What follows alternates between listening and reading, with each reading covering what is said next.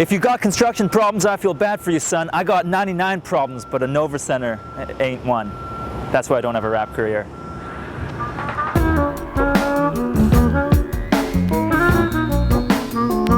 The Nova Center has been under construction for the last few years now. I actually remember coming here as a student, and it was just like a big hole in the ground, but a lot of activity has picked up since then, clearly. But that's come with some issues. It's definitely impacted our foot traffic, and just the level of energy that's around on the streets has definitely changed, yeah. There was a period of time when it seemed like Halifax didn't even know you could walk down Argyle Street. A couple of weeks ago, on a sunny Friday afternoon when our store was full, all the patios on the street were packed, they started up a huge vat of hot tar. Within 20 minutes the store had cleared out, all the patios were empty.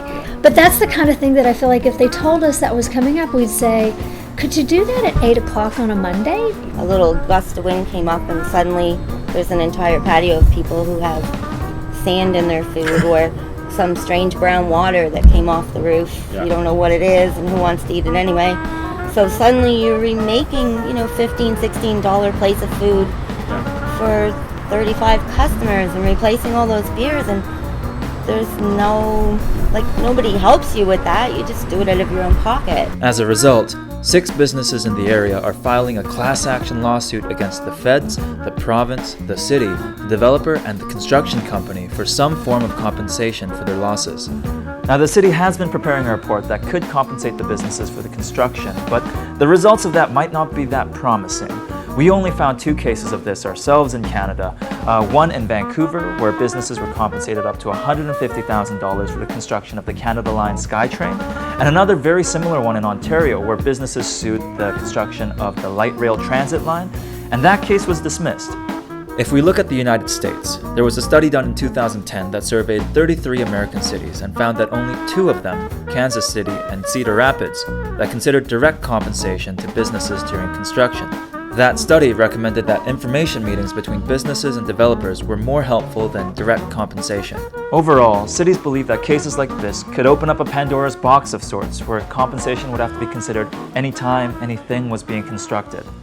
All that aside, I think there's a pretty deep-rooted issue here. Places that are under construction, just aren't that pleasant to visit. I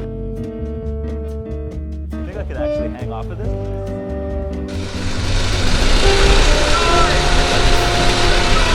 Just the way it's positioned, I'm walking down the sidewalk here, this point is like right at your chin level. Like how does this even happen? Okay. It really frustrates me when construction takes over sidewalks. I don't want to sound like a whiner, but walking is a pretty essential part of getting around the city. Everyone has to do it at some point, so. Quando ritorni mi sembra inverno, il sole è basso, il mio sguardo perso. I'm going to backpedal a little bit here. I think this is a problem of the ends versus the means. Right now, when we approve or deny a development here, we approve or deny what gets built and not how it gets built. That happens afterwards, and even then, there's a lot of leeway.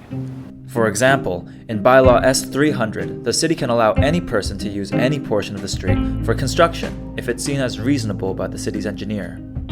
It's an incredibly subjective line, and that lack of clarity means that a lot of key stakeholders, such as local businesses, are kept out of the loop when it comes to construction. So for the past year and a half, the city has been working on a document called the Construction Mitigation Guidelines. It ensures that things like sidewalks don't disappear during construction and that streets are still accessible to people of all abilities. But perhaps most importantly, it requires developers to submit plans for how they'll construct a building as well as what gets built at the end, all before any construction happens. I understand the city's going about the project right now of putting into the study of what to do when there's major construction in Halifax, and I think that's really great for the next group of businesses affected. But there is precedent for a city taking care of entrepreneurship. I'm standing up for not just for our business, but also even for the culture of the city, where we say we value our people's access to their downtown and we value entrepreneurship. And I think that they should have demanded that the construction be done in a way that didn't affect us so much. I think the sad reality is that these policies are coming in much too late to help the businesses impacted by the Nova Centre's construction. So while Council finally gets around to approving these construction guidelines, I hope we remember that these businesses, they still exist. It might mean that you have to step over a construction sign or maybe even step out into the middle of traffic every now and then. But it also might mean that when we finally cut the ribbon on this new Nova Centre, that there are open businesses across the street to welcome it. We're Halifax, and I hope that was constructive.